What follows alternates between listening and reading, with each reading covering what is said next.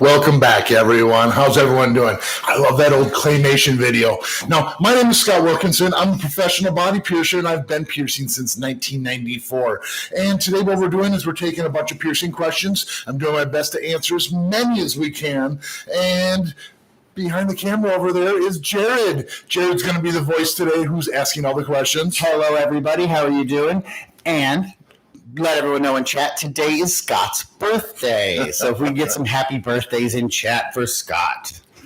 All right. So, again, if you guys are asking questions, make sure you're real thorough on the question. Let us know what problem you're having, if you think it could be the jewelry, what you're doing for aftercare, or what could be the source of that problem. So do your best to ask those questions, and we'll get to them. So do we have anything to start off with here, Jared? We do. Let's start out. I'm not sure I exactly understand this, but we'll just work our way through it. Sure. Sam asks, I don't want to get something too short or too long. My current healing one, you can mostly just see the balls, but I would like my next one to show the bar a bit as well. Thank you. So what determines how long a bar goes into your piercing, and why does it seem like they always get longer? Okay. Well, some piercings swell when we initially get them. I mean, all piercings do, is just some swell a lot more than others. If you're getting an oral piercing, like a tongue or a lip, they're going to swell quite a bit, and we have to put a long one to have a really long antenna at first. You're going to fill up that post, and then you can shorten it up after about a month. Sometimes bridges, you have to put an extra long one in there. But navel piercings, bridge piercings, nipple piercings, you put a little bit longer, but not too crazy long. And some piercings, you don't have to accommodate much room at all. It kind of depends on which piercing we're talking about, but the piercer generally knows best. And here's the other thing. It depends on climate and where you're at in the world. Some areas with the climate, the altitude can affect swelling differently. So there's a lot of different variables. So if you have a more specific question, let us know. Next question right. here. Next up, we have Sven. And to the people that mentioned that the audio is a bit off, I made some adjustments. Let me know in chat if I fixed it or not. Okay. Sven asks, I went to a piercer a week ago for a bridge. He looked with a bright light at the skin and said that I can't have a bridge because there are two veins. And if he pierces it, that I could go blind. Is that right or not? Blind, huh? Yes. Going to take your eyesight. I have no idea where they pulled this one out of. I can't imagine you would go blind. If you get a vein, you're going to bleed a lot. You're not going to go blind. You're not going to die. It wouldn't be the end of the world. Granted, we try to avoid that as much as possible just for an easier cleanup. The big concern is that if that bone is right on the edge there, that's going to cause bone erosion, and that will cause a lot of problems in the future. As far as blindness, I'm not sure if that helps or not. So you're basically saying no. That's an old wives' tale. You're not going blind from a piercing, period, unless it's your eyeball. I've been piercing since 1994. I've never heard that one before. That's a new one to me. So the guy just either doesn't know what he's talking about, guy or gal, your piercer, either doesn't know what they're talking about, or they just don't want to do it, so they're making up some BS. My guess. Or something my like guess. that. Second part to the question, Sven gets their Austin bar piercing in 4 weeks. Do you have any important information for them, like some common problems they might face, or a little advice? The thing is it's the Austin bars through the tip of the nose here. It's kind of like a nasoline, but just a little bit lower there. And it's just a long, rough heel. That's all I got to say. Does it go through cartilage? Yeah, you're going through like kind of more the tip of the nose here. It's not the same thick cartilage like a nasoline would. That's more towards the tip here.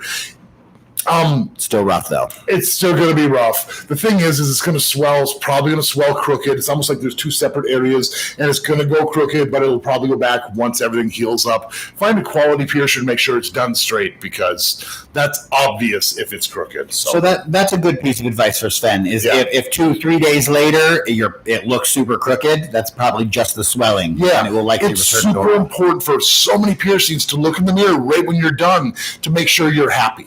If you're happy when you look in the mirror there, it's probably straight, because the next 3 to 5 days, it's going to swell and go many different angles. And seem weird. But if it looks good right after the piercing, it'll return to that. It should return to that, yes. Excellent. Coffee Addict says, one of my Helix piercings fell out in my sleep, and when I put it back in, a bump started forming on the back of my ear. Anything I can do to make it go down? Be patient. If you want, you can use emu oil. That'll help calm it down and help soothe it a little tiny bit. But the thing is you healed that fistula through there, which is that tube of scar tissue, and that fistula shrunk. And it probably got ripped or torn or at least stretched a lot. And it's going to need several days to several weeks to get back to normal. If you have that bump, emu oil is about the only thing, but don't spin or rotate it. Try to leave it be. And make sure you have enough room for any swelling, because I'm sure it's swollen again. So will a bump go away if you just leave it alone? Like if I don't have access to emu oil and I just clean it and try to be nice to it, can I expect it to eventually get fixed on its own? If you have the appropriate size jewelry in there, yes, the bump should go away once you get rid of the source of the problem. The source of the problem here is obviously putting the jewelry back in. You had to do it to save your piercing. We're not blaming you for that. But it did irritate it, and it's several steps backwards to get back to the normal. But the thing is if you stretched it and you've already downsized to a shorter post, and that post is too small and you start swelling, the bump happens, now there's constant irritation, and it'll never go away if you don't have the room for that swelling. But if you have some bars showing, you have the room for the swelling, and you just leave it be, the bump should go away on its own. Very cool. Yes. We got some happy birthdays from Chad. So thank you very much, everyone. Appreciate that. All right. Paige says, I got my triple lobes pierced about 2 months ago, and one side has a bump on the back and bleeds on occasion. Mm-hmm. I've tried emu oil. Any other suggestions? By the way, happy birthday. Thank you. Third lobe piercings, they're lobe piercings, so theoretically they're easy, but a lot of times those fall into this weird in-between category where it's cartilage and lobe. And if it's kind of nicking that or in that area, they heal a little bit rougher. And a lot of times when we sleep, that's one of the first spots that hits that pillow. So it can get irritated and stay sore longer than a normal earlobe piercing. So it's normal. Just make sure you have enough room for the swelling. You have a little bit of bar showing, or at least the beads aren't getting sucked into your piercing. Keep cleaning it until it is all the way healed up. But yeah, they're a little rougher to heal, even though it is technically still a lobe. So a similar question from Bethany. Hey, from the UK, I've got bumps on my doth. I clean it twice a day. Any advice? Okay. Make sure you have the right size ring in there. And I know it's really tough for you to do, but the best thing you can do is take a picture, have someone take a camera phone and take a picture for you, complete sideways picture. Now, once you do that, you're going to be able to look, and if you have about 2/3, a little over half of the ring showing, you should be okay. But if you have too much curve inside there, that's what's causing the bumps, and then you might need to have a larger ring put in there. So check to make sure you have the right size ring in there. Be careful it's not spinning or rotating where you're pulling the crusties through, because that's generally the biggest source of the bumps, is that irritation from crusties. Absolutely. Yep. That's just what causes the problem every time. Make sure it's the right size jewelry, and it's keeping crusties off there. I did see those couple questions from you, Sam. I saw you retracted them, but asked if I was planning on getting any tattoos or any more piercings. Tattoos really aren't my thing, so probably not. But as far as piercings, we'll probably end up piercing my septum on the channel here. Just the other day, Scott's apprentice, Pepe, needed to put a hole in somebody, so I got a conch. I didn't keep it, but we let him poke the hole and do it together. So, I occasionally participate, even if I don't keep the piercings. Yeah. Our next question comes from Martiza. How painful is a rook, and is it possible that you don't have the ear space for it? Yes, it is possible. Some people don't have a good ridge for the rook. I have a great example for that. Now, on the ears that Jared and I made, and Heather actually, and basically this is a good solid ridge. There's something to grab a hold of. And you can see how this, let me use the other finger. See how this fold here?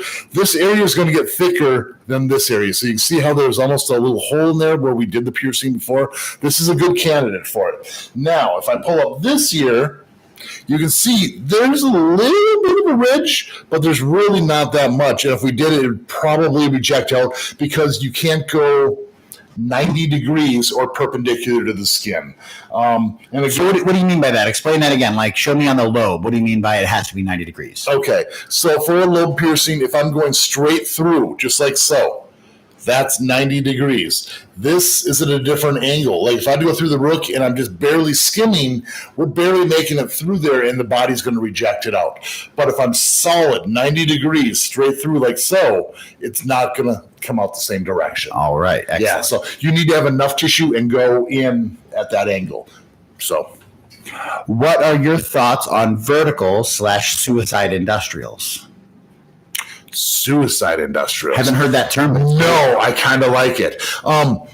I think they're awesome. We don't do near enough of them, and there's a lot of options for it. I've done them before where they've done parallel vertical industrials. I've bent them to follow the contour of the ear. I've done multiple piercing vertical industrials where it's through like the Helix to the Rook to the Daith to the conch. I've done triple ones, so I love them. We just don't see near enough of them. So if you're thinking about it, do it. Yeah.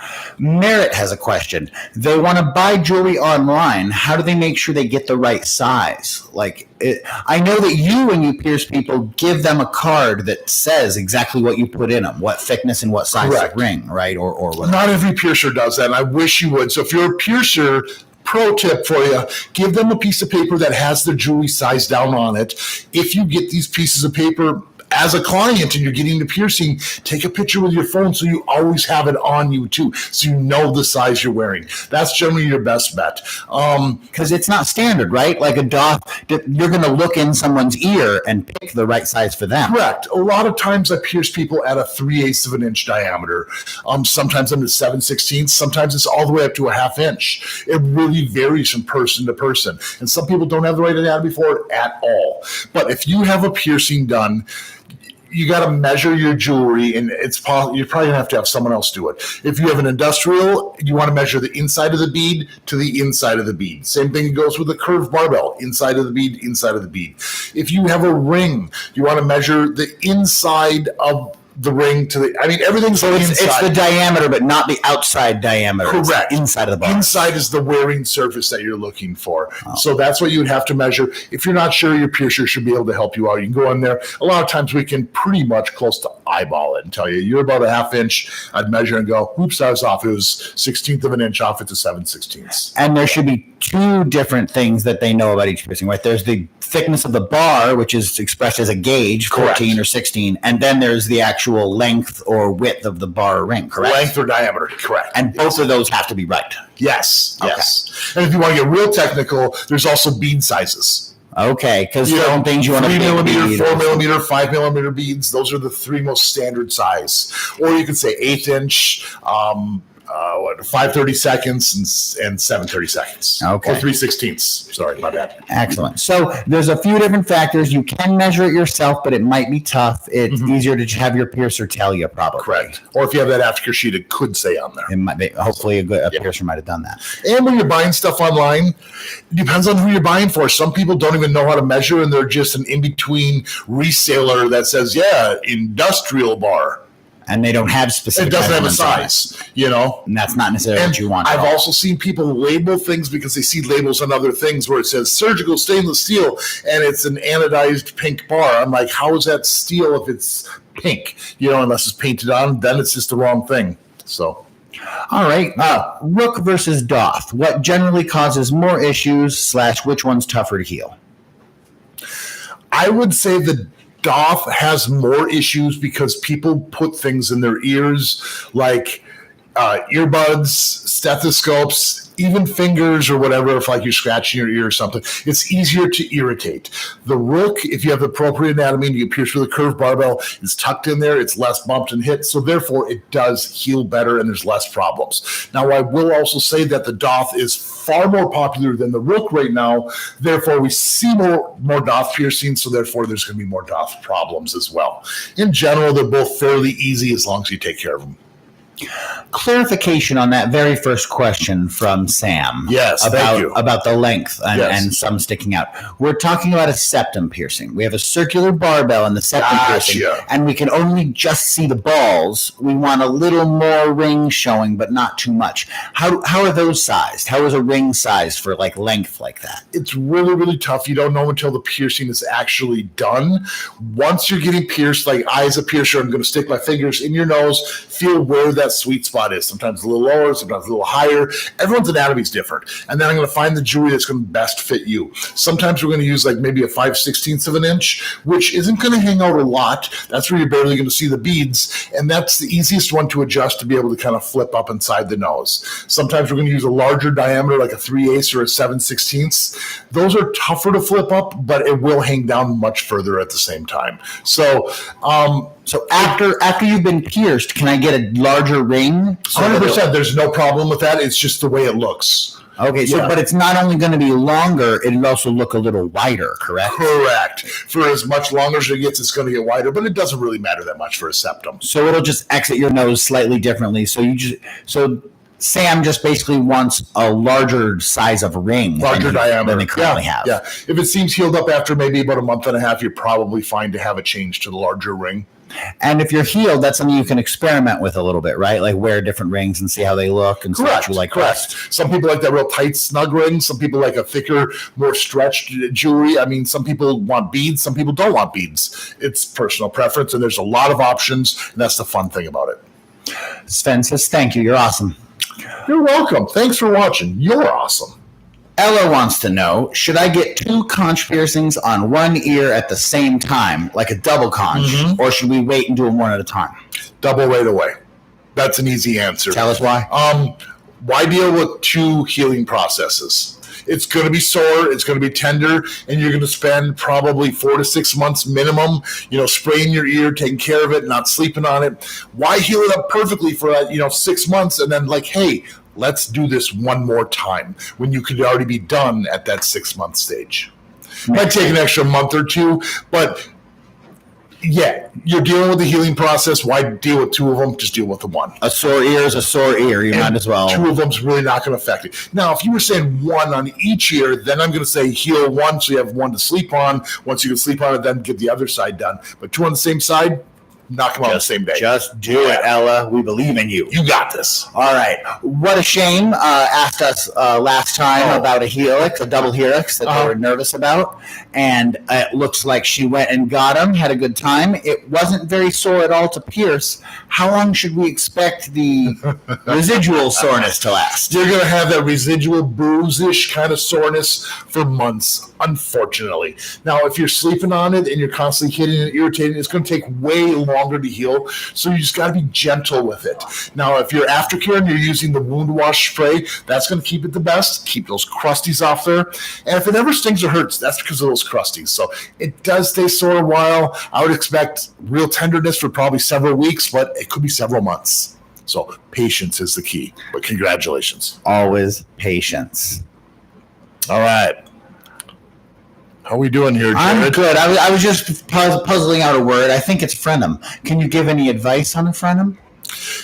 Yes, I can. I'm going to ask which frenum we're talking about because there's multiple frenums on the body. There's smileys, tongue frenums, which are underneath the tongue. There's frownies, which between your gums and your lips on the bottom side. There's frenums on your hands, and there's genital frenums. Now, all of them can heal very fast except for the hand frenums because they're constantly being hit and introduced to germs and bacteria from door handles. So I don't ever condone piercing these frenums.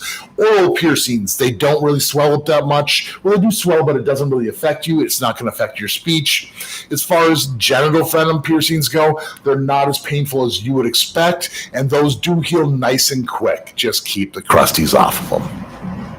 I hope that answers it. I just talked about a whole bunch of piercings real quick. Yeah. Sorry, I'm messing with the auto. I apologize to everyone if it just got loud for a second. Is our volume doing okay? Yeah, people are letting us know that there's some muffled, squeaky weirdness going on. I apologize to anyone if the audio is not very good today. We're going to get that puzzled out for sure before next time. Robert wants to know, can I start off with a larger gauge needle for nostrils? I was thinking around a 6 gauge or an 8 gauge. Possibly bigger if my anatomy lets me. You got any opinion on that, Scott? I do have an opinion. I had that done. I don't know if you've seen, but I have a story time in my on my channel that talks about having my large gauge nostrils pierced. My one side was pierced at an 8 gauge, and after a year or so, it was stretched up to a 6, and then I had the other side pierced at a 6 gauge. It was one of the most painful, most brutal experiences I've ever gone through, not because of an inexperienced piercer, just because you're displacing a lot of cartilage. Now, I'm not saying don't do it. It's just, it's going to be rough, and it's going to be rough for a long, long time. Biopsy punches are generally easier in this area, but that's removing tissue, and that's a more permanent modification. So that's something to kind of weigh out. I don't know if I would do a 4-gauge nostril piercing. If someone came to me and they had all the mods in the world and wanted a 4-gauge, I don't know if I would do that to someone, because of just the 6 alone was just, it was too much. Just crazy painful. It was too much. I think the biggest I've ever done on anyone else was a 10-gauge, and that was still pretty brutal. So that's my opinion. It can be done, Robert, but it's going to be intense. Mm-hmm. All right. Next up, what is your opinion on aspirin paste being rubbed on keloids? Do you think there's any value to that? All right. We have not talked about this on this channel here. Now, this is an old school method, and I don't really condone doing this. The reason being, and what we're talking about doing, is when you take aspirin, not just Tylenol, it has to be real aspirin, crushed to a paste or crushed to a powder, and then you add water to make a paste, and it creates an acid for your skin. Again, I do not condone this. Do not do this. But the acid, basically you put on the bump and it eats the bump away.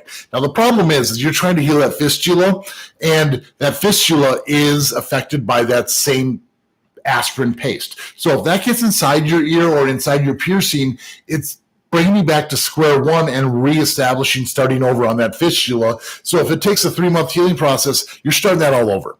Now the second thing is if you have a bump that won't go away, you need to find the source of the problem. Why is the bump there? Is it the jewelry? Is it the placement of the piercing?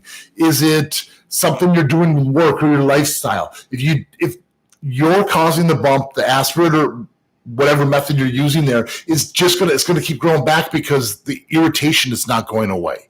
So you got to kind of figure out the source of the problem, and a lot of times the bump's going to go away. So no, I don't really condone using the aspirin method. We used to say this was the last resort, but I mean, if you're at that point, you almost need to give up on the piercing and start over. Sometimes that's even easier yet. Just pull it, let it heal, start again when it's done. Yeah. So don't use the aspirin. It's not a good idea. Not a good idea. But I know exactly what you're talking about. Just Great to question. let everybody in chat know, we try to answer all the questions. We try to actually go through, and I know that gets us behind, but spamming your question over and over and over again doesn't really help, because we will get to you, I promise. So just ask your question and then just kind of hang out for a minute. And maybe there's a chance, because a lot of the questions are similar, that we might even be able to answer your question before we get to you, but we'll still try to answer them all. I apologize to anyone if we skip you or don't get there fast enough, but we're doing our best. So our next question: if I'm pierced and then I heal it with a normal stud, and I think by normal stud we mean butterfly back. Okay. Can I take the backing off to clean the piercing site? I know not to take the earring out, but can I remove the backing for easier access to do the cleaning? Okay. Now, if you are getting pierced with a piercing gun and it has the butterfly back, no, you're not really supposed to remove that backing. It's going to be irritating, and there's ridges on there that are going to get pulled inside, and it's probably going to do more damage. Now, I don't condone getting pierced with the piercing guns, because those butterfly backs are bacteria traps. There's a bunch of crusties, a bunch of stuff in there. So yeah, I know it seems like it'd be better to be pulling it off, but those don't just come on and off easy without doing more damage to your ears. So heal it up and then change to proper jewelry where it's not going to be that bacteria trap in the same way. Now, on the other hand, some people say normal jewelry like a labret piercing. If you have a labret, once in a while the discs come unthreaded on the back. Sometimes they're welded on there, and the labret back and the post are the same piece. So if that comes undone, again, we don't really condone taking jewelry out, because the jewelry can fall inside and the skin can close up. So try to keep your jewelry in the same position, use a paper towel, roll it up to a point, and get in there to wipe out any crusties. And when we say proper jewelry, you mean something like this, right, Scott? This is what you like to see. Exactly. Someone's piercing. That has a nice flat disc on the back. The ball in the front is going to give you enough room for any swelling. The butterfly backs I'm talking about, can you pull up a picture of a butterfly back? Absolutely. And you're going to see how there's like these little loops which kind of go in like this, and there's all these nooks and crannies for shampoos, soaps, oils, bacteria and germs to kind of sit in there, and you can't clean it out. And that's right next to this open wound, and it's always exposed. That's the biggest problem. So these kind of things where we just have like the standard earrings that you would just see at any random store. You see all those little tiny things where stuff can get, how are you going to really get anything in there to clean that out? You really can't. That makes a lot of sense. Yeah, that's what I'm talking about. These are bad for new piercings just because it's not that solid surface that can be cleaned. And you'll see that the search for butterfly back also gave us a bunch of butterflies on backs. Oh, that's funny. Of course it did. That's a Google image. I love Google. Okay. All right. So our next question is, Scott, you have a very unique look, and I'm sure you get a lot of looks when you're going around. Has that ever bothered you? And how do you deal with that extra attention? Here's the thing. I've looked very extreme, and I feel like I'm more mellow now than I used to be, which is hard to believe because I used to have 2.5-inch earlobes. I used to have high Monroe piercings. I used to have more eyebrow. I used to have double bridge. So it was a more extreme look. I've gotten used to it a long time ago. When you look this extreme, you get the looks all the time. It's funny because my friends who I'm out in public will notice it way before I will. I'll look, I'm like, what's wrong? What are you? Like, that person just keeps staring at you. It comes with the territory. You can't get mad if you tattoo your face and your head and have all these piercings in there. I'm asking for attention. Right. It and then if someone looks at you, it's tough to be mad. And that being said, if we look this modified, most of us are pretty friendly. If you have a question, we'd rather you ask us instead of just, like talking behind. I hear, look over there, whatever, that's rude. So that bothers you a little. Yeah. If you see someone like muttering and talking about you, that's a little more bothersome than just looking or staring. Correct. And times have changed. I used to have people pull their children away from me and put them on the other side while standing in line at grocery stores and stuff, which cracks me up. Pretty sad, but it is what it is. So, and if I recall correctly, you've also told stories of strangers reaching up and like tugging on your earlobes. Do not do this to people. We have these mods. It is our body. Do not touch us. Like, you wouldn't want me, like, if you got a nose job, or like, oh, can I touch your nose? Can I, like, no, get your hands off my face. No, you can't touch me. It's just That's weird. It's just weird. Don't touch us. You can ask us questions, but don't touch. Or ask first. You know what I mean? But even that's kind of strange. It's still kind of strange. I get a lot of strangers that want to touch my mustache, to be perfectly honest. It's weird, though. Now, here's the weirdest one I've ever had. When I was getting my arm tattooed, I have all this red on me, and I scabbed up quite a bit. And people come up to me like, oh, it looks like velvet. Can I touch it? I'm like, it's a scab. And they'll be like, but can I touch it? It looks soft. I'm like, it's a scab. No, you can't touch it.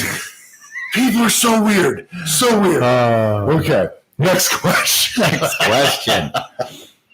My girlfriend got her flat pierced, and she ended up removing it due to issues healing. Okay. She wants to get it pierced again in the same spot. How long do we got to wait? Okay. Generally, I tell people a minimum of a month. You want that scar tissue to go away as much as you possibly can.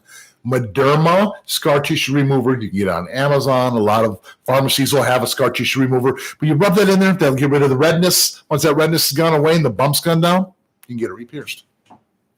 Can you stretch earlobes with tunnels? And if you only stretch the bottom one just a little bit, can you keep any lobe piercings above it, or will they be in the way? All right. So a couple different answers for this one. Yes, you can stretch with the appropriate type of tunnels. Let's go to the picture here and just, like and subscribe, everyone. Let's open up a new page. How did I do this?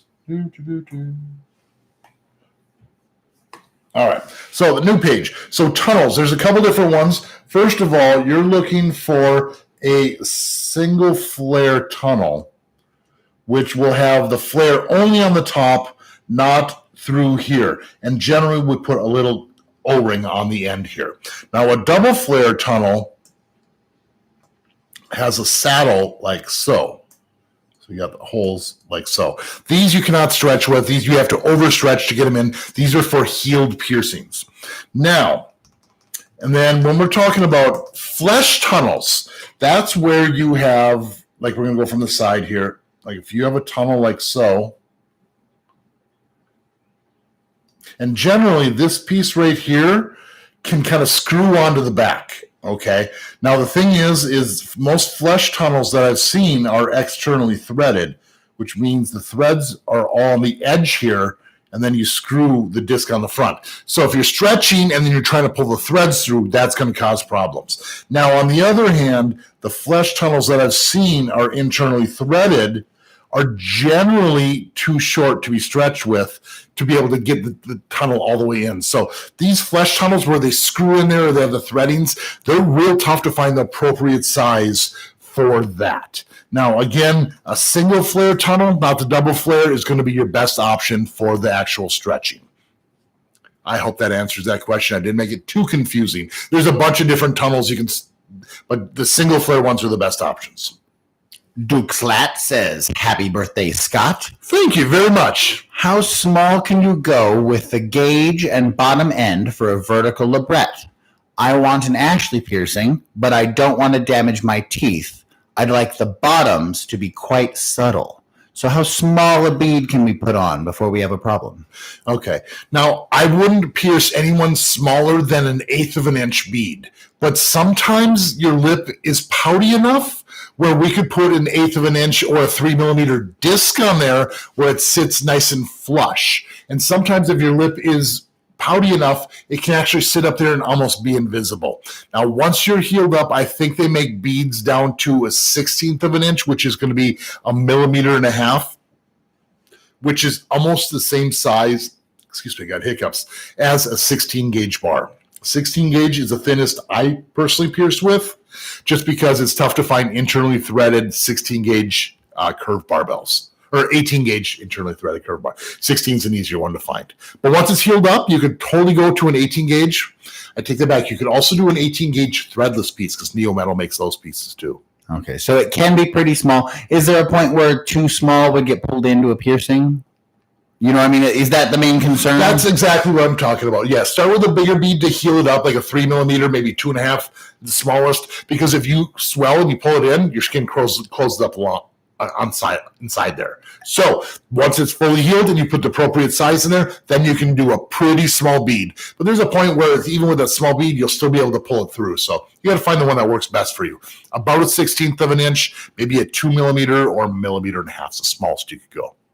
All right. Missy Marks has a problem that I bet is actually kind of common today. With a lot of places not doing services under the mask, people are having a hard time getting their nostril jewelry changed. Normally their piercer would change it for them, but they're doing it themselves now. Do you have any tips on how to change the push pin tops for nostril piercings? Mine are always so hard to pull out the tops and replace them. They're super, super tricky to get. We have special tools that go in there and hold on to that jewelry. Sometimes you can get your fingers in there and hold on to it and be able to separate it.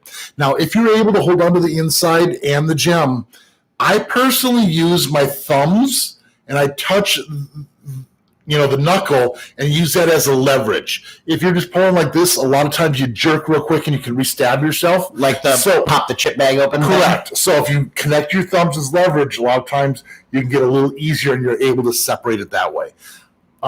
Don't put crazy tools like pliers and whatnot up your nose. If it isn't made for it, it's going to twist, you're going to yank on it, and you're going to have way more problems. Patience. Maybe a couple more months, you'll be able to downsize or go to the different ring or whatever you want to change to. But if you can't do it, you'll probably cause more problems, and then you need to stick with the stud anyway. So it's better to leave it alone rather than if you're not pretty confident you can do it. It's frustrating. It's frustrating. And they do make threadless jewelry tools, which eventually we're going to be selling on our website once we get that up and going, which allow you to open it up. Hopefully sooner or later. Those tools are super, super cool. Right, because something like that, like especially in this day and age, it's useful to be able to do it yourself. Right? You need it, yeah. Right. You don't want to hurt yourself trying to do it the wrong way. Yeah. Ava White says, I started to size out my ears, but the holes were already pretty large, so I started out with an 8 gauge. Is that okay, or should I have started at like 14? No, this happens all the time. A lot of people, when they wear earrings their whole life, the weight of it, the hole's naturally going to stretch. Some people have naturally stretchy ears. I've had women come in before where it's like we just run tapers through to see what size they're even at. And without them even flinching, I've got them up to a 2 gauge before. Wow. So some women, like you see where those slits on their ears, they're already at that size. That's a 1/4 of an inch diameter hole. Wow. And they don't even realize how much is there. So no, it's not that uncommon. Just don't hurt yourself. I mean, if you're like ripping and tearing to get to it, yeah, that's a problem. But if you're able to get up there without pain, not an issue at all. Sometimes that first stretch is nice and easy. Bianca Marie wants to know, how can we make a Christina piercing not reject? Okay, it depends. If you've had it before and it's fully rejected out, the scar tissue line, if it came all the way out, is way more likely to reject a second time. So it's really, really difficult to do there.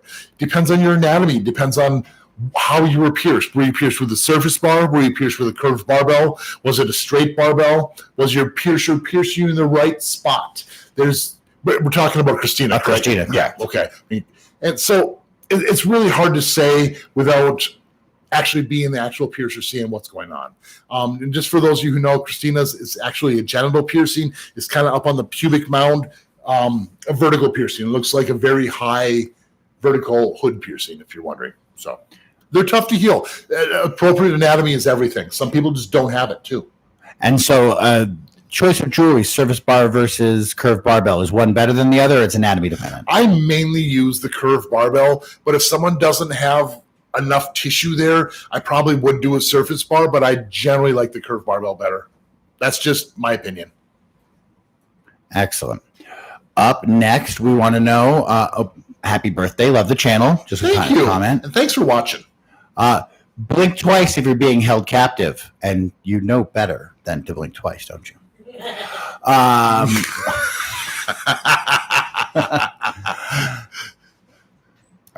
Some positive words here from George Keith Pike. Hey, Scott, huge fan. You're the reason I wanted to become a body piercer. 2 years later, I'm halfway through my apprenticeship. Congratulations. I'm very, very proud of you.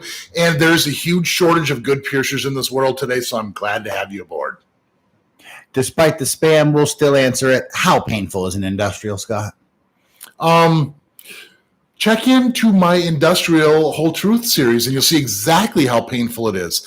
I wish I could tell you the exact amount because every person is going to rate it differently, but it's a rough piercing. You're going to be sleeping on it and it's going to be sore for probably 6 months to a year before you kind of forget about it. Can you have a Medusa and a Smiley at the same time? Yes. It depends on your anatomy. Some people's Smiley is going to come all the way down and it doesn't even allow you to get a Medusa because that web's going to be in the way. Some people have a really longer upper lip where you can have a lower Medusa and still have room with that Smiley up top. But if the ring is constantly getting caught on that labret, you can't have that getting in there because it's like being tongue-tied to having your lip all caught up and tangled up. So it kind of depends on situation. Size of your lip, sort of. It is possible. Not common, but it's possible.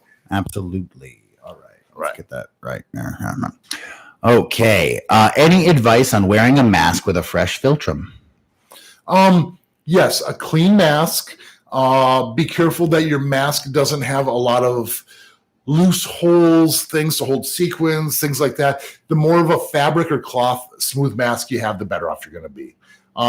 If it hurts, find a looser mask. I know they also make little things that go on the inside of your mask, which is almost like a shell, which pulls it away. A lot of women use it for like lipstick and makeup so it doesn't smear up the mask. That makes sense. Yeah. So there's options. Look on Amazon too.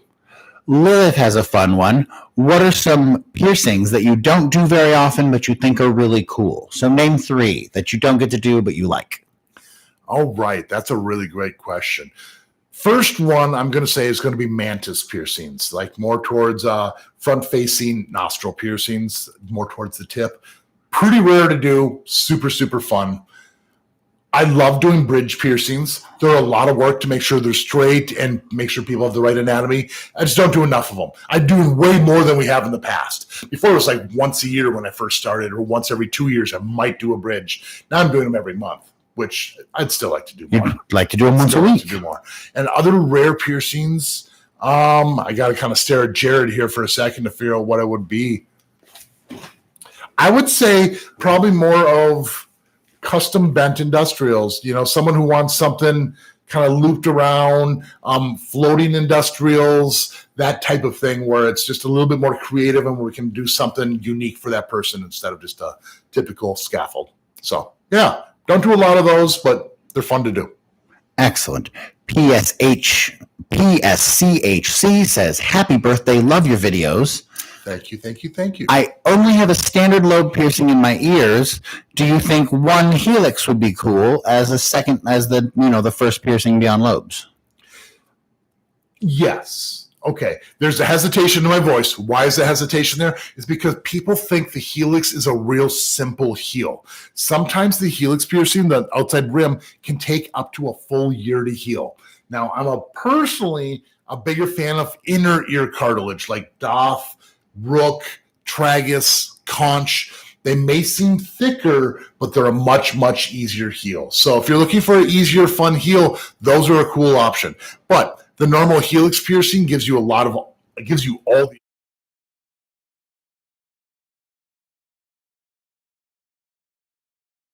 Not sleeping on it for a long time. Might have just had a blink in the audio there. I'm still working on it. Sorry, guys.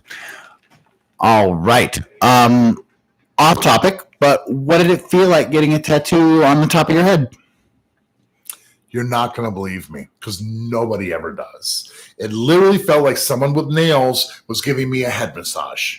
I'll have to upload a picture. I think there's a picture of me getting my head tattooed, just smiling ear to ear. It was really not that painful. You might have heard some people saying how painful it was. I think the sides and the back probably hurt more, but mine's more all on the top up here. And then there's also tattoo shows where people call the ambulance. I really don't understand why they called the ambulance.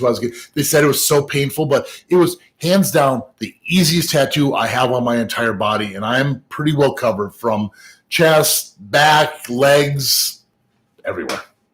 So you've got the basis for comparison and you just didn't think it was that bad? I don't understand how people say it's painful. It's the easiest one I've ever had. It's got to be different. People are wired different. Psychologically, the freakiest one. It's like you having that stencil on my head, looking in the mirror going, this is my head. So it's a serious That was a moment, but painful? No. Excellent. Lilith just got a vertical industrial and loves it, so congratulations. Absolutely. All right, Sly Skies. Hey, Scott, I got a small blowout on my lobes. I watched your 0G Jose piercing video, and I was wondering what the risk of blowouts are for the large gauge lobe piercings. I'm thinking about getting it. Okay, here's the difference. Normal piercings, you have a healed fistula, that healed tube of scar tissue.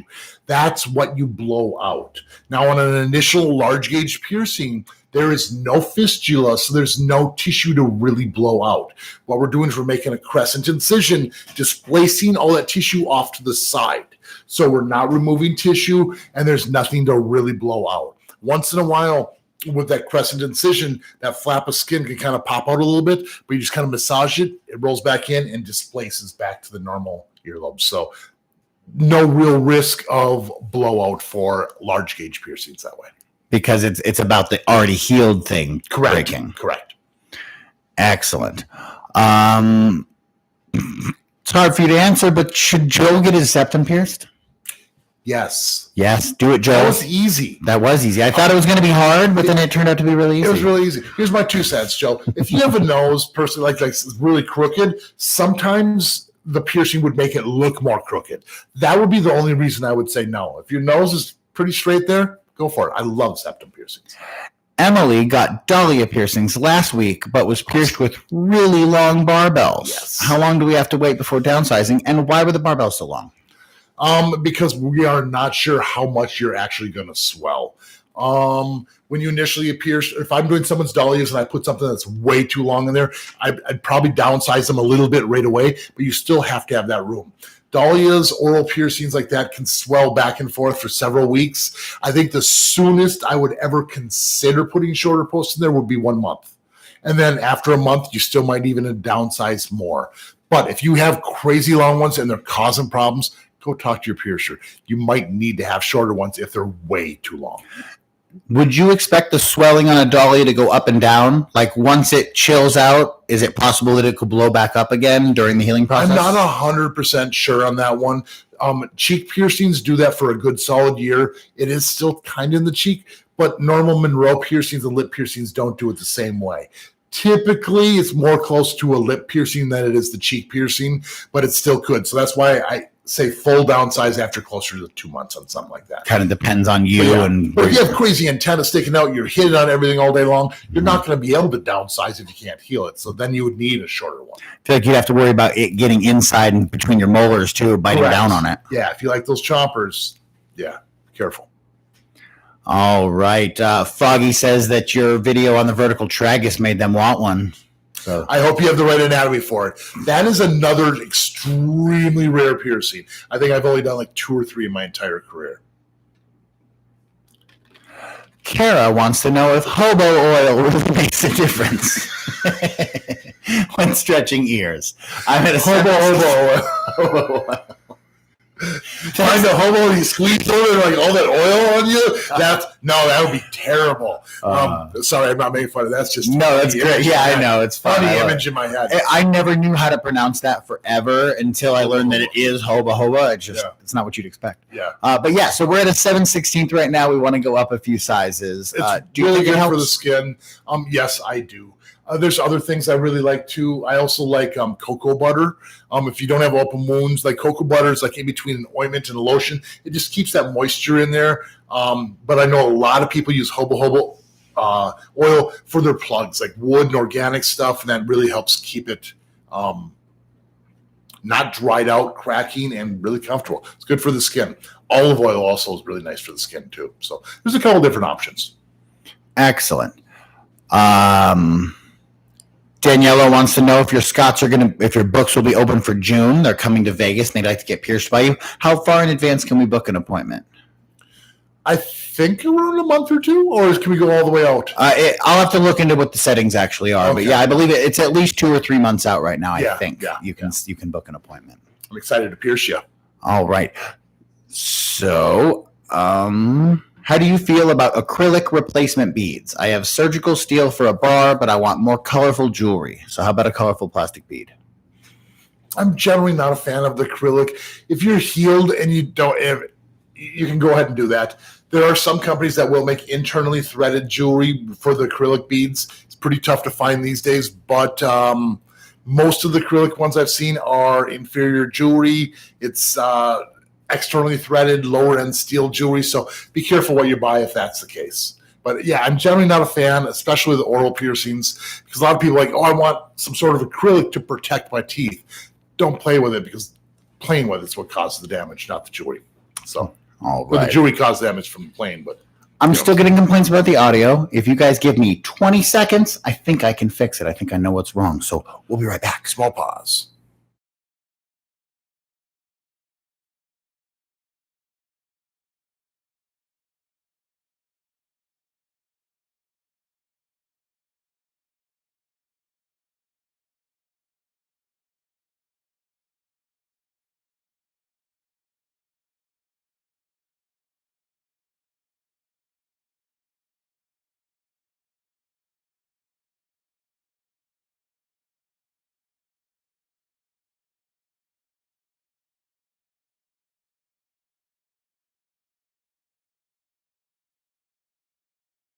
All right. I think it's better. Is it what better? What do you guys think? Does it sound better? We'll press some buttons and stuff. I pressed at least 3 buttons. Okay. So hopefully things are doing well now. All right. Let us know in the comments if it sounds better, please. Foreign says 2 questions. I got my Smiley piercing in September, but it came out December and I couldn't put it back in. Is it still open? Also, can I have a Smiley piercing if I've got braces? I would suggest staying away from Smiley piercings with the braces. Everything sounds better. Good. Glad to hear that. If it came out, a lot of times the hole's going to close up really, really quick. If it closed up and you can't get anything through there, it's gone. You could get it re-pierced, but I would suggest waiting until after the braces. It's going to rest right up against there. I can't imagine that being a comfortable situation. Yeah. All right. And if you don't want to get a lot of slack from your orthodontist, because they're not going to think it's a good idea. Do you perform triangle piercings here at Piercing Vegas? Yes, I do. If you have the appropriate anatomy, I will happily do the triangle piercing for you. Hello from Kazakhstan. Hi, Kazakhstan. Wow, long ways away. Jessica says, my parents aren't fans of piercing, so I would like to know if there are more hideable ones other than the septum. There is, yes, there is. If you got a really small ring in your smiley, in your upper tongue web, you can do the lower tongue web, like right inside that area. You can do a frowny. Those are really anatomy dependent. Not a lot of people can get that. Nipples, navel. That's pretty much about it. Once things are healed up, there are certain retainers which can hide things pretty well, but you're dealing with oral and below the neck piercings pretty much. All right. So Michaela got my nose pierced at a 20 gauge over a year and a half ago. Okay. 6 months ago, I put a 22 in, and now I can't fit my favorite 20 back in. Do I have to get it re-pierced or what?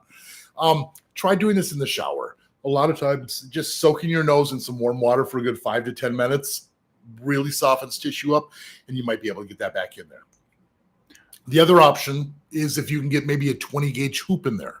It's probably not going to be real comfortable, but if you got a 20 gauge hoop in there, left it in there for a couple hours, a lot of times that curve is enough to stretch out the piercing. You'd be able to get it in there. But the warm water soak is going to be your best option. No, you don't have to get it re-pierced. You can get it. You just got to be gradual and make sure it's actually a 20 gauge you're putting in there, not something bigger than that. So should I take my Daith piercing out for a larger ring, even if it has bumps? If the ring is too small and it's causing the bumps, then you should, yes. If the bumps are just because of crusties getting pulled inside, then no. Just keep cleaning your piercing. Talk to your piercer if you're not sure. Eli Oak says, hi, I'd really like to get a smiley, but I constantly hear bad things about them. Your video was actually one of the only positive reviews I've seen. Yeah. Do you recommend it as a beginner piercing? Can someone get it early on? Absolutely. Now, the thing is a lot of people like to play with it and they'll leave rings with beads on there. If the bead is on there and it's rubbing up against your gums, it's going to cause problems. Also, finding a piercer to pierce it in the appropriate area where it's not up into the gum area, it's more into the lip area. I generally leave mine forward so they hang just a little bit more. Yeah, it's still going to rub up against the gums. But if you start getting that gum erosion, you just need to take your piercing out. It's as simple as that. If you leave it in there, yeah, it could do a lot of damage, but those signs show up way earlier. It's people getting impatient and leaving it in. It's the problem. Electric Funeral says, hey, Scott, if I keep my septum flipped up throughout the whole healing process, will it look differently or cause any problems once I flip it down? No, it should not. This is one of the bigger arguments that people say, don't flip it up inside. The reason being is your septum is actually really, really thin. When you're wearing a ring through there, like I say, you generally want to have 2/3 of the ring showing. Well, you have like paper thin amount, so there's not going to be any curve through that fistula. So if it's flipped up and it's actually pierced through the septum, it shouldn't affect it at all coming down. Now, if you went through all the thick cartilage and it's flipped up like that, yeah, that could actually affect the curvature of the hole. Should I use sea salt water or saline solution to clean my nostril piercing? It's swollen up lately, even though it's a month and a half old. Okay. It's still technically in the healing process. And if you get caught on a towel or shirt, that will cause that. I personally use wound wash spray, which is sterile saline solution in a can. Don't use contact eye solution and don't use the sea salt water. More people don't mix it properly or use the proper salt or water to have it work effectively. Wound wash spray is the answer. Ellen Sy just recently watched the RFID episode. Yes. And actually has a cat flap that reads the cat's microchip and only opens for him. So that's pretty cool. That is super rad. That's a great idea. I didn't even think about that. That's awesome. Awesome. It's a super cool use for it. Have you ever witnessed a stretched industrial? The Meowser wants to know. Yes, I have. I don't know if I've seen a stretched. I've seen 12 gauge scaffold piercings for the industrials.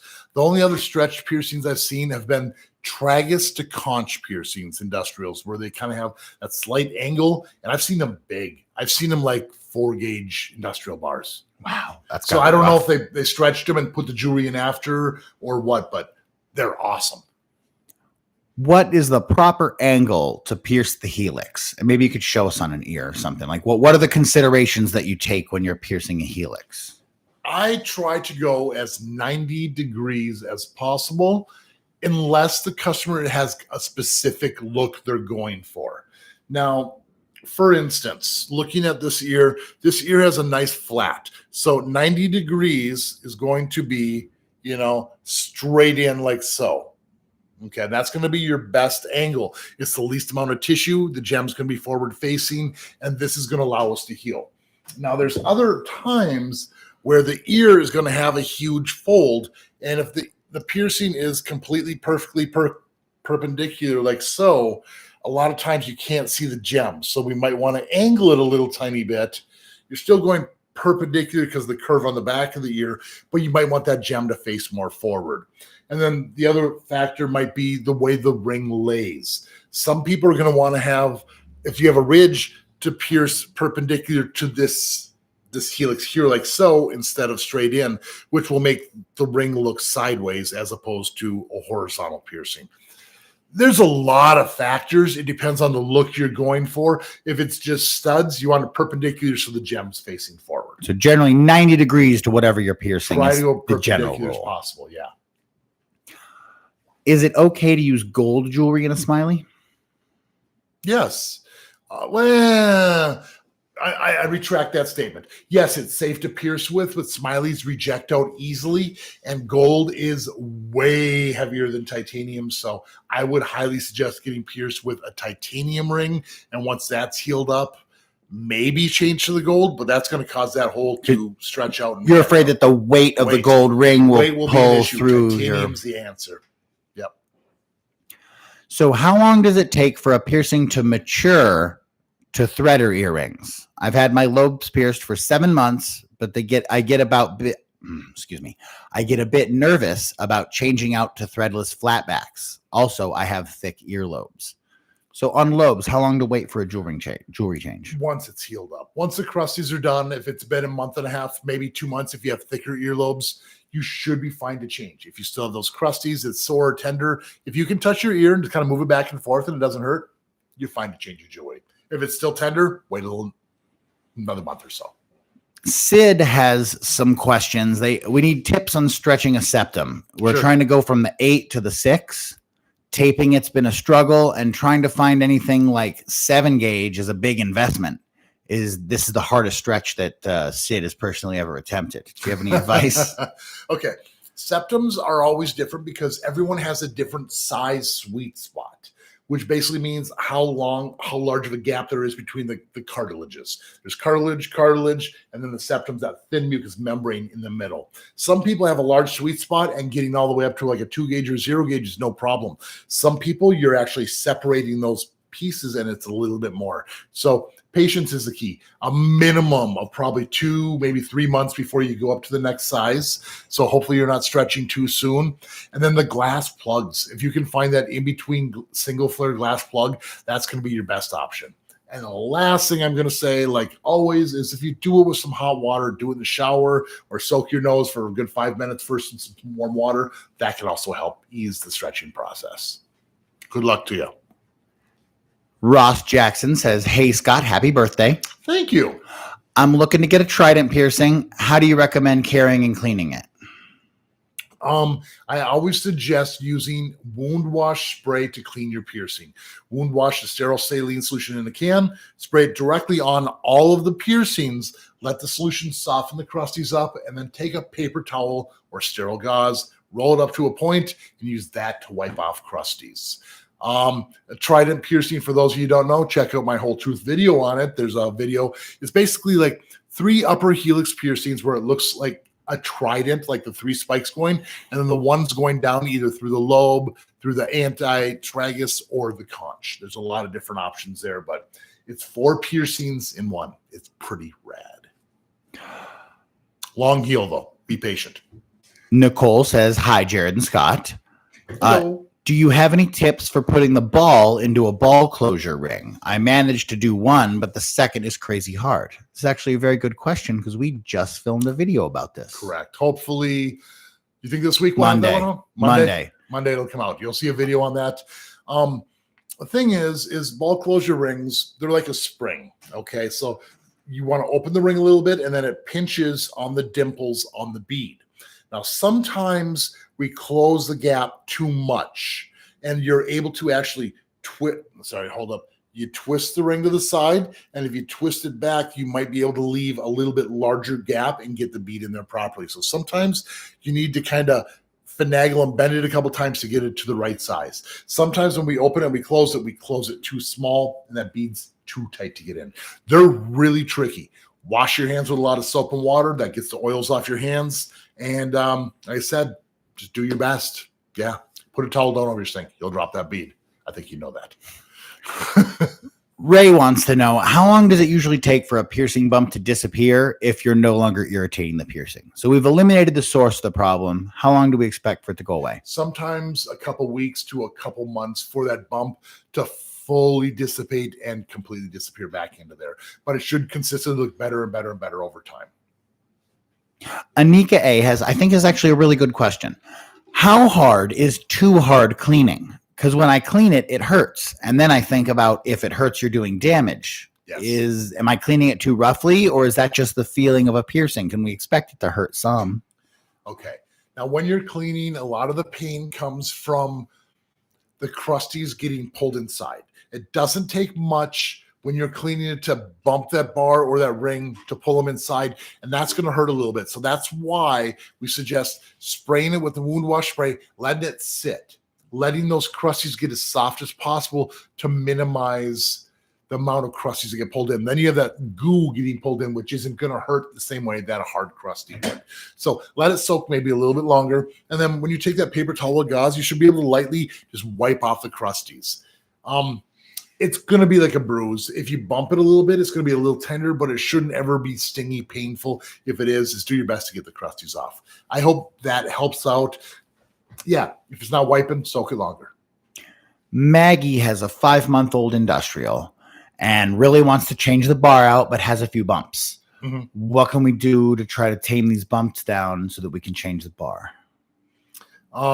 Hopefully you're using the wound wash spray. You could also use emu oil to actually calm down those bumps if that's the case. And maybe go talk to your piercer and see if the piercings are at the right angle. Sometimes if your piercings are done at 2 different angles and then they're contorting the ear, that's going to cause those bumps, and they might not ever go away. So go talk to your piercer and see what can be done. But wound wash spray, emu oil, and I don't really suggest anything else to put on there. Do you have any predictions for trending piercings in 2022? What's hot? Chains are still hot. I still want to put chains like links across their nose. I did one the other day that kind of went from a conch piercing from the barbell that was in there to a chain all the way around. Those are super cool. Mantis piercings are still super hot, and those are becoming more and more popular. The forward-facing nostrils. I've been doing more high nostril piercings. The extreme nose stuff. That's what seems to be popular. There's your prediction. Yeah, that's my prediction. I'm doing more of those, so that's not even a prediction. That's just the stats. Now, Toast Bread has a question. Toast Bread had one nipple pierced for about 4 years. We just rocked the one. And we recently decided to retire it, so we took it out. And now we've noticed that the one that was pierced is noticeably larger than the other one. Yes. Is that going to go back down? Probably not. Okay, so tell us about it. Okay, so when you get the piercing done, you're going to heal that fistula, that tubus scar tissue in there, and it gets thicker and thicker with time, and that's what keeps the nipple out. Okay, a lot of people, when they have inverted nipples, nipple piercings actually heal that because it pulls the nipple out, and that tubus scar tissue keeps the nipple out. So you might be able to massage the scar tissue and try to dissipate it, and it might go in a little tiny bit, but it's always going to be a little bit bigger.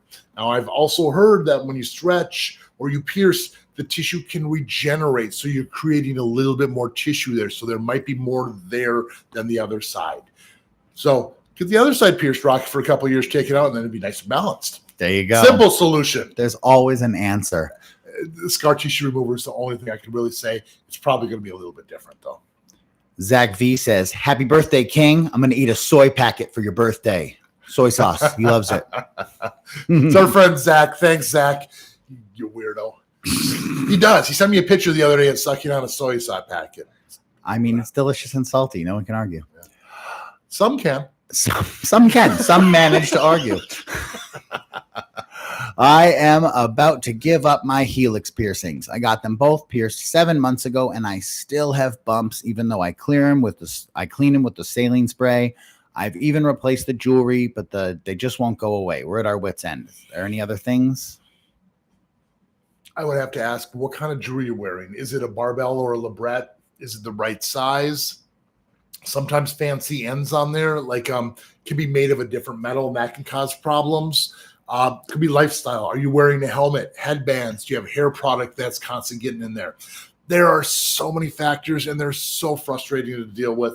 And if you got two on the same side, it's going to take even longer. So sometimes I tell people it takes up to a full year, sometimes even a little longer to heal those all the way up. So it's frustrating. It is. I feel you. Jem says hi from the UK and happy birthday. Hi, and thank you very much. We already have shark bites. We've got nasal and 2 helixes. We're getting a tongue tomorrow. Is there anything we can do to help with the healing process? So anything tongue specific? Yes, the tongue is an easy healing process if you take care of it right. Number one, keep the swelling down. You want ice water all day that first day. The more you keep the swelling down, the easier it's going to be. Ibuprofen, Aleve, Advil, those are anti-inflammatories. And as far as eating, eat slower. You're going to get used to it, and you're going to want to eat faster, but eat slow for the first week to 2 weeks so you don't bite down and chip your teeth. And the only foods I've heard people really complain about is hot, spicy foods. So you might need to back off until you're all the way healed up.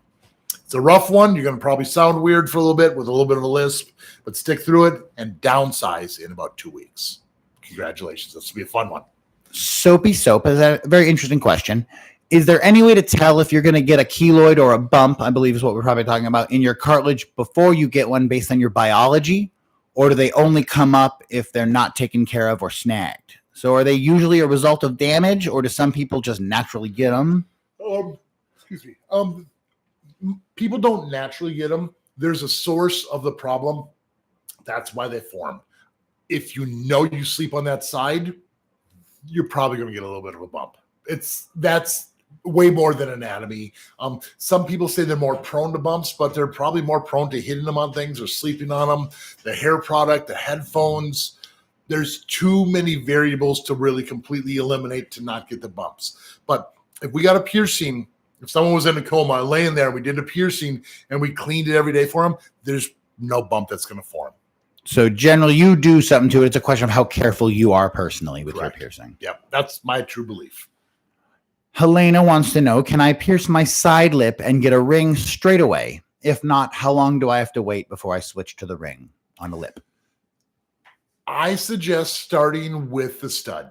If you're going to do a ring on the side, I still do them occasionally, but they heal 1,000 times better with the stud. Just because the inside of your lips and mucous membrane is going to spin and rotate that ring. You're not going to keep it in the same position, and you're going to pull crusties through. Here's the second thing. Your lip is going to be swollen, and you have to put an oversized ring. Most people don't like the look of the oversized ring. So heal it up. Maybe after about a month and a half or 2 months, then you can put the ring in there.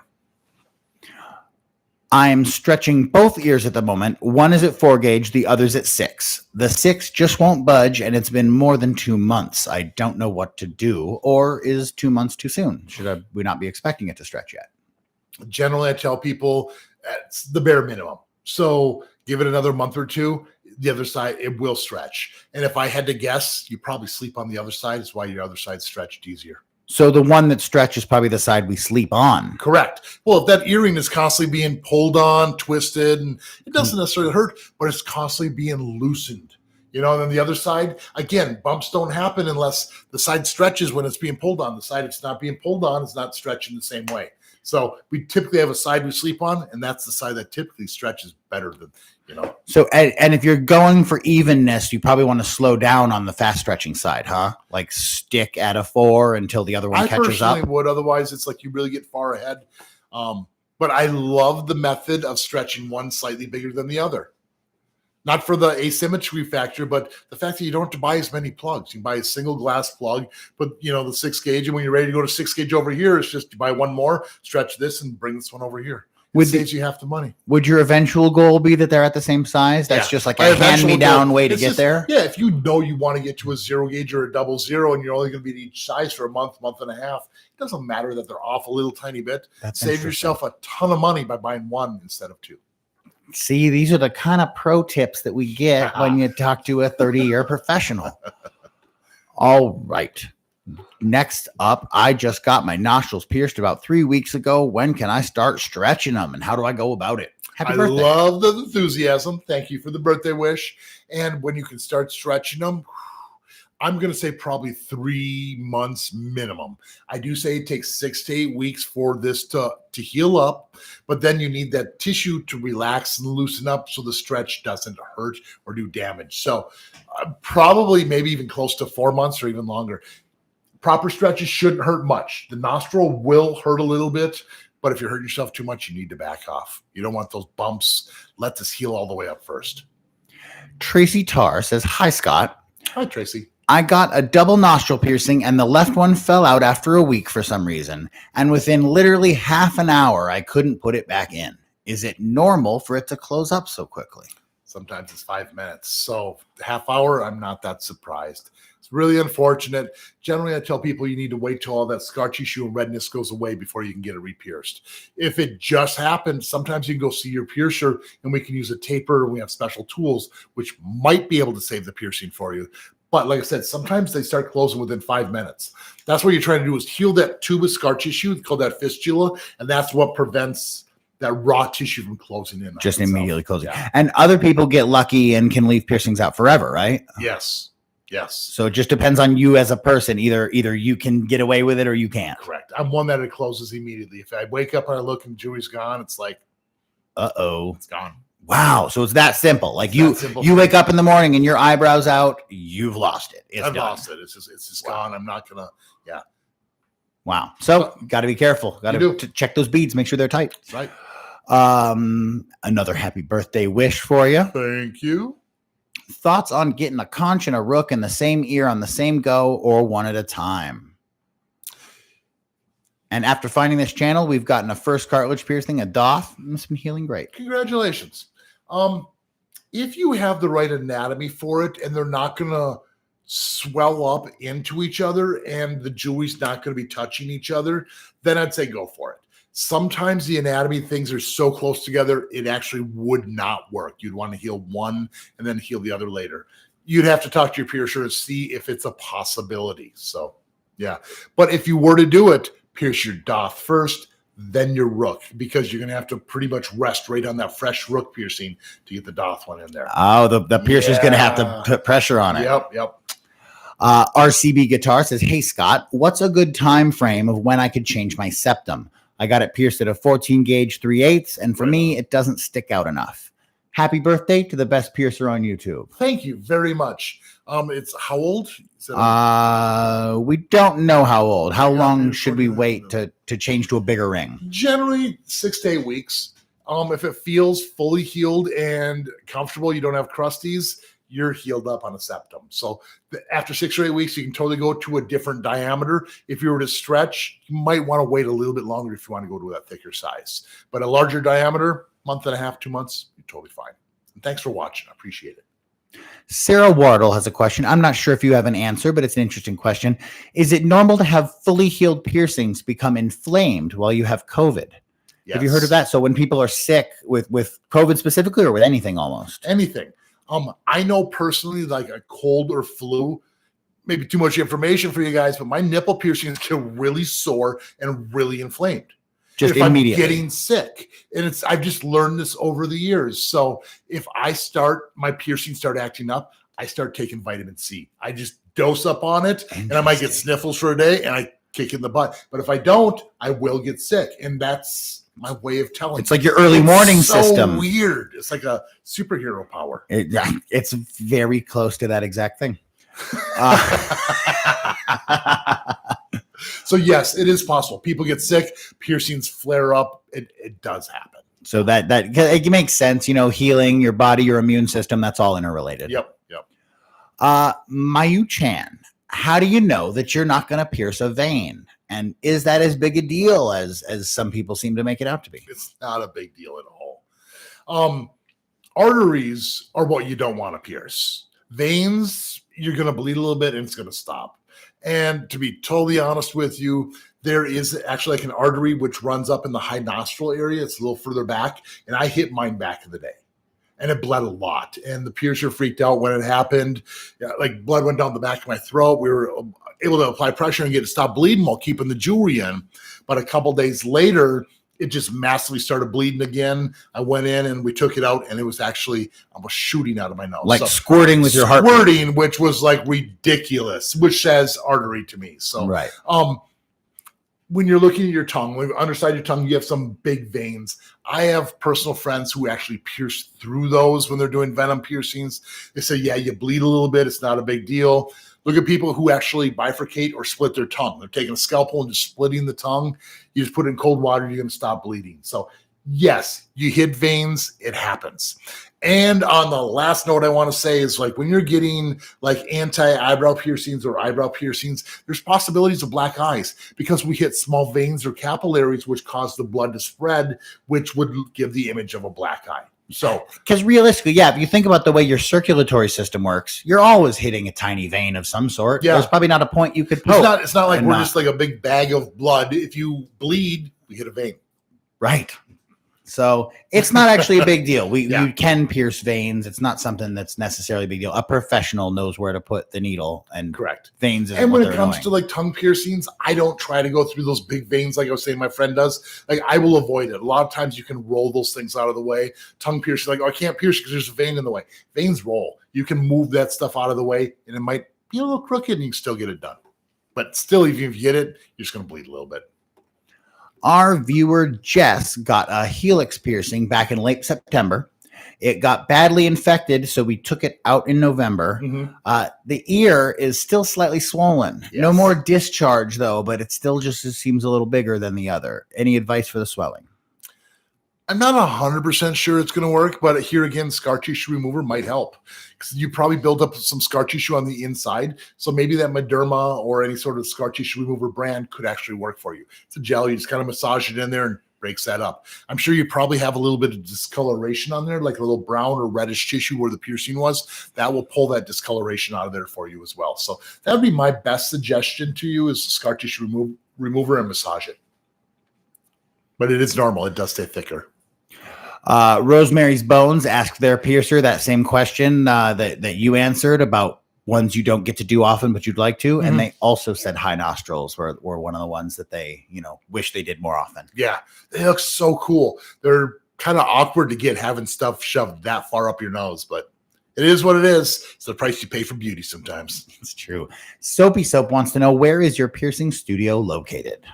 I am here in Las Vegas. And if you're familiar with Las Vegas, I'm basically about 3 miles off the strip, right on Tropicana Avenue. So right where the MGM and the Tropicana is and the Excalibur, that's Tropicana Avenue. 3 miles down, I'm kind of down by the UNLV campus. All right. So if you're ever visiting Las Vegas, go to piercing.vegas, make an appointment, and come see Scott yourself. That's right. He'll possibly make you bleed. Yeah. Not much, because I try to avoid the veins. He does a good job. There are no veins. How bad does a flat hurt? Medium. It's a helix piercing. It's a cartilage piercing. It hurts initially, but it's not as bad as you're expecting. Sleeping on it is the rough part. Ellen's new helix piercing keeps getting caught in her hair. Is that normal? Is there anything we can do? It's just one of the hazards. That's about it. It's like my solution worked. I really don't have a good solution for you. Maybe if your piercing is healed up enough, you could downsize so it's a shorter post. Otherwise, just be patient and be very careful with it. Super careful, because it's easy just to grab a brush or run your hand through your hair and not downsizing in the future is the key. Hi, Scott. I just got snake bites today, and I love them. Are they supposed to be a little snug at the top, at the start? Yes. I'm sure when you first looked in the mirror, you probably had some post sticking out of your lips. And then within minutes, your lips swell and fill up to that post. So hopefully you're taking some sort of anti-inflammatory to keep the swelling down. Cold things like popsicles, ice water will help a lot. Swelling lasts 3 to 5 days. Now, if the discs are getting pulled into your lips and it's starting to close up, go see your piercer and get longer posts in there. But try to keep the swelling down. It does make a big difference if you keep that swelling down. All right. How can I put barbell jewelry in the lobe? So how does a standard barbell work? The barbell comes in different thicknesses. That's called the gauge of the barbell. You might find them as little as 18 gauge. Sometimes they're going to go all the way up to a 0 or a 00 if you wanted to.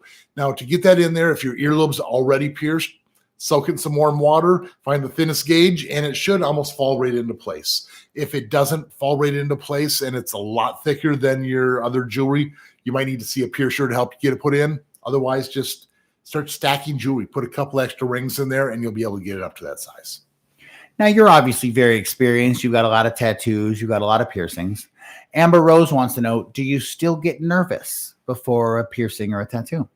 You know, it's funny you say this because I bring this up all the time. I still get nervous. I still feel pain. I have a high threshold for pain. And over the years, those butterflies in my tummy have gotten smaller and smaller and smaller. They have not gone away. They've just gotten smaller. When you know everything's safe, you know everything's not going to hurt as bad as you're expecting, you're going to be okay. But it's the same thing like that roller coaster ride. You're going to be a little bit nervous when you get on there. That's part of the fun of it. Some people say they're not nervous at all. I don't know if I believe them because after hundreds and hundreds of piercings, still having a little bit of butterflies, I don't know. But everyone's different. What's the most amount of piercings you think you could have done at one time? Like 4 in one sitting? Asked Dee Dee.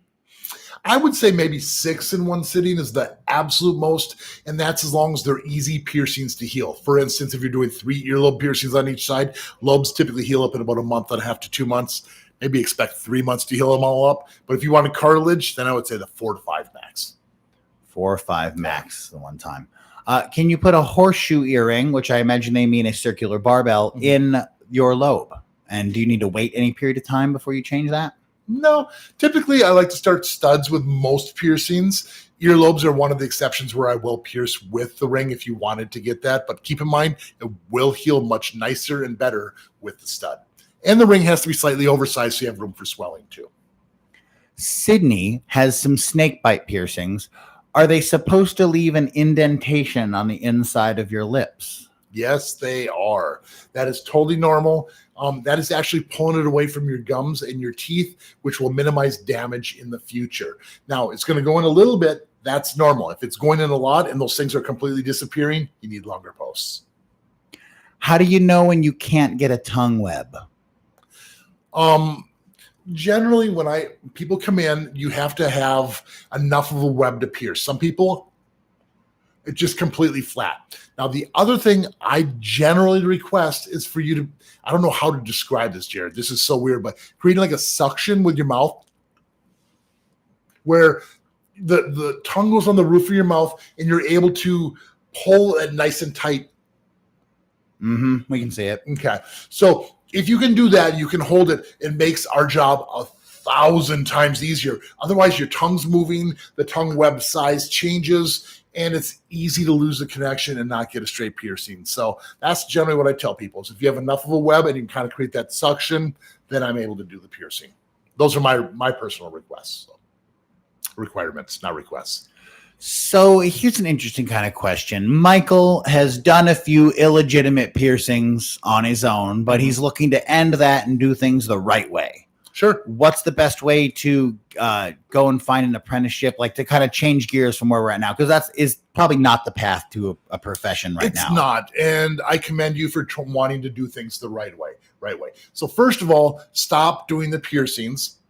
You have to end the bad habits, and you have to experience a good quality piercer who's going to pierce you. So do your research, find the piercer you might be interested in, see if they even offer apprenticeships. They're not just going to give you one if you've never pierced them and you just walk through the door. So you're going to have to become a regular. So get pierced by that person, get to know them, and then you can start asking about the apprenticeship. It's going to take a while. It's really tough to get an apprenticeship and have a piercer trust you to follow in their footsteps. Will it be valuable for Michael to tell, or is that something they're going to not like? What's going to impress them is being honestly, brutally truth, saying, hey, I have done piercings myself and I realize it's the wrong way. I've stopped doing them. I want to learn the right way. Do you offer apprenticeships? Okay. I will respect that more and more. Instead of, I do my own piercings. I just figure I want a license. I'm like, you don't care then. Okay. Show that you care, show that you're passionate, and start spending time at that shop, getting piercings, asking good questions. Don't be annoying. But form a relationship. Form a with these people. relationship. Exactly. That's the best way to get to your apprenticeship. All right. Walter says, I went to a local piercing shop that is also a barber shop. I asked for a 0 gauge and he handed me a 1 gauge and asked if this is the size I was looking for. I walked away and never went back. Barbershop. I've heard beauty salons. I haven't heard of the barbershop. So yeah, a lot of people think that it's easy to do a piercing and they can just do that. There's also people who order all their jewelry online. And when you order stuff online, there's no real, I mean, granted, I order stuff online, but I'm going through legit companies. But if you don't know the companies, they don't back their jewelry. They claim it's a 0 gauge and it's the 1 gauge. They claim it's steel and it's some other crazy metal. Crazy Who knows? Pot metal. Who knows? Some sort. So that's why you go to a quality piercing shop with a reputation. I want to get lips/oral piercings, but I have a bad habit of chewing and biting on my lips and my cheeks, so I'm afraid I'll F them up. Any piercing suggestions for my dilemma? I hate saying it, but you're 100% right. If you already are playing with your lips and you get some toys on there, how is that going to be any easier to quit? You need to stop the habit first and then think about getting the piercing. But if you're biting down on metal, you're damaging your teeth. There's no way about it. It's probably a really bad idea. Ava White wants to know, should I pierce my own industrial? No. Go seek a professional. If you want any chance in this ever healing and not being through torture for the next several years, go see a piercer. The wrong angles, the wrong metals, introducing the wrong metals to your bloodstream is going to cause serious problems. The appropriate size. There's too many factors. I don't even let my apprentice do industrial piercings. That's an advanced piercer technique. Zoe says, I just got 2 new Helix piercings a few days ago, and my piercer wants me to come back in a week to downsize. I feel like it's too soon because they're still sore. What do I do? Personally, I think it's way too soon for Helixes. I think they can stay swollen for several weeks, sometimes months before you need to downsize. So if it's not ready and you don't feel it, don't go in for the downsize. I don't know why they would say a week. A week is just too early. Too soon. I understand we have tools where we can probably do things without causing the amount of damage, but there's a high risk of doing more damage and causing those bumps and keloids or whatever. And then if you re-swell, we have to go back in and put the long one in and again. It's just more trauma. So patience is the key. I would wait longer, personally. Question. I got my septum pierced back in July of 2021, and there's no pain anywhere unless I put pressure on the bottom of the tip of my nose. Is it normal to have that part still be so tender? Still, no. It's the body. It does what it needs to do. And generally when people first get that piercing, if you push up, kind of like, I'm guessing like a peg like this, like you're going to feel a sharp pinch. Normally that goes away after a month or so. But if your piercing is rubbing right up against your cartilage, maybe there's a nerve right there where you push up like that and it hurts, it's possible. So if it hurts when you do this, don't do that. All right. Terrible advice by me. Don't do it. I want to get my higher nostril pierced, but I'm afraid that the needle will hit the inside of my nose when it goes through. How does that piercing procedure work with so little space to work with? We put receiving tubes on the inside of your nostril piercing. It's either going to be a glass or a metal tube. Pull one out here. I think I have one. I'll show you.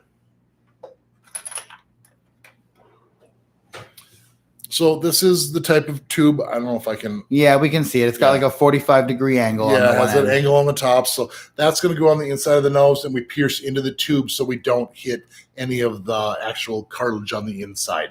Now, also with this type of a tube, we push it in there and we push it out, and you can feel the rim of the receiving tube. So it's almost like a drum head. So we know exactly where it is, and that way we're able to hit the tube and not hit any cartilage. And that sort of catches the tip of the needle. Correct. These come in many sizes. I'm going to fit in the appropriate size to hit it. So it's, yeah. And if there's a risk, I would say something to that. Like, I don't think I can hit the spot. I don't think it's going to rub wrong. A good piercer will tell you straight up if it's a good idea or not. Bridget got an eyebrow piercing on the 4th of July, and it's been mostly fine, except for a little bit of pus still. Mm-hmm. And it seems like the eyebrow hair might be thinning, but the piercing itself looks fine. Is that normal, or is that an advanced sign of problems? As long... You got to make sure that it doesn't seem like the bar's getting longer or the skin's getting less and less in the middle, because there's always a possibility of a rejection. If it seems, you should be taking pictures. Take pictures every week, every couple weeks, and you'll be able to see a difference. If it looks the same distance between there, you're probably totally fine. But if it's rejecting out, the hair tissue is going to start coming out. You're going to have scar tissue there, and you're not going to be able to grow hair there. So if it's rejecting out, take it out so you don't have permanent scar.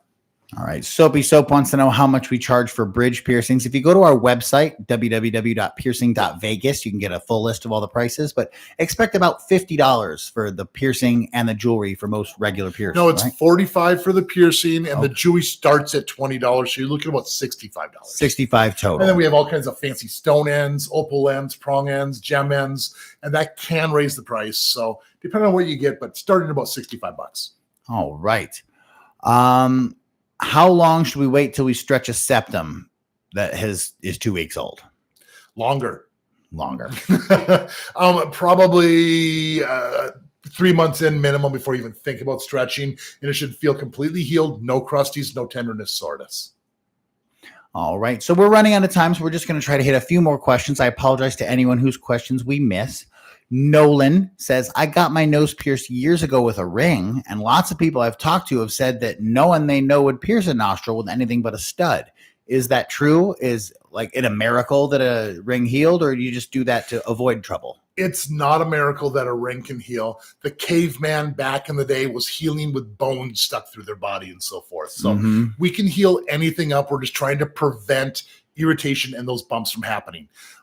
When I used to pierce rings in nostrils, 90% of my clients came back with a bump. Once in a while, people heal it up, no problem, but it's rare. So that's why I only start with the stud. Sam wants to know, I got my eyebrow pierced 2 days ago. How long until the slight bruising goes away? I'm not sleeping on it or anything, and I'm being very gentle. I talked about this earlier. Sometimes hit those little capillaries, veins, and bruises can happen, little black eyes. Generally lasts about a week or so. Bridget wants to know what your Dutch order is. Large iced Americano every day. Just one, otherwise I get too shaky. And no one likes a shaky piercer. Got to keep it simple. All right. God, I love that drink so much. Dutch Brothers forever. Foggy says, I first got my nipples pierced in the middle of the nipple, and now I've gotten them re-pierced by a different piercer, and they told me they're supposed to be pierced at the root of the nipple. What are your thoughts?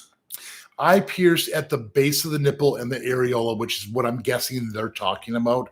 Some piercers will pierce deeper into the areola, and once in a while, someone will have a large enough nipple itself to actually pierce more in the nipple, but I still am going to go more to the base of the nipple and the areola.